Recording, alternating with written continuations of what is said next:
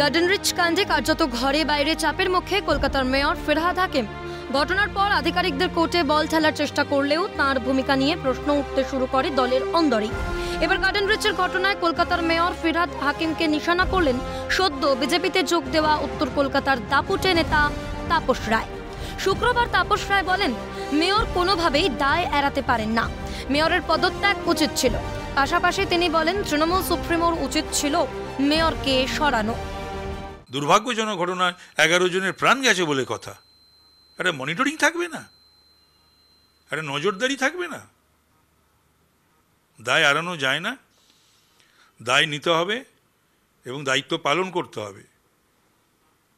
উচিত ছিল মেয়রের পদত্যাগ করা, উচিত ছিল তৃণমূলের বা সুপ্রিমোর মেয়রকে সরিয়ে দেওয়া। তৃণমূলের সঙ্গে নীতি নৈতিকতার কোনো সম্পর্ক নেই, মন্তব্য প্রাক্তন মেয়র বিকাশ রঞ্জন ভট্টাচার্যের। যে তৃণমূলের সঙ্গে সততার নৈতিকতার কোনো সম্পর্ক নেই, আজকে তিনি দাবি করছেন মেয়রের পদত্যাগ করা উচিত ছিল। এই দাবি তো তার তৃণমূল থাকাকালীনই করা উচিত ছিল। তাপস রায়ের মন্তব্যকে সমর্থন জানিয়ে গৃহদ্বন্দ্বের কথা মনে করিয়ে দেন বিজেপি কাউন্সিলর সজল ঘোষ। তো এখন তৃণমূলে নেই, তো এটা খবর নয়। উনি বিজেপিতে আছেন, আমাদের সঙ্গে আছেন এবং তিনি আমাদের যথেষ্ট গুরুত্বপূর্ণ দায়িত্ব পালন করছেন এবং করা শুরু করেছেন। আগামী দিন আরো গুরুত্বপূর্ণ দায়িত্ব পালন করবেন, সেটা কথা না। অতীন ঘোষও তো বলছে, আমাদের জাবের খানও দায়িত্ব নিতে হবে। পদত্যাগ করার কথা সরাসরি তারা না বললেও বলছেন দায়িত্ব এড়াতে পারবে না।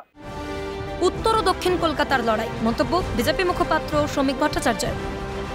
দায়িত্ব কে নেবেন? মহানাগরিক, তিনি, তাকে দায়িত্ব নিতে হবে।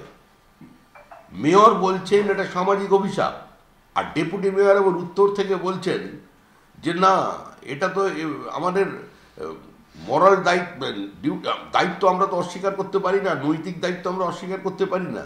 এখন উত্তর কলকাতা দক্ষিণ কলকাতার লড়াই। ঘটনার পর থেকেই স্থানীয় কাউন্সিলরের পক্ষ নিয়ে আধিকারিকদের ওপর দায় চাপানোর চেষ্টা দেখা গিয়েছে মেয়রের তরফে। কিন্তু পুরসভার প্রশাসনিক প্রধান কি নিজের দায়িত্ব এড়িয়ে যেতে পারেন? প্রশ্নটা থেকেই যাচ্ছে। ক্যালকাটা নিউজ।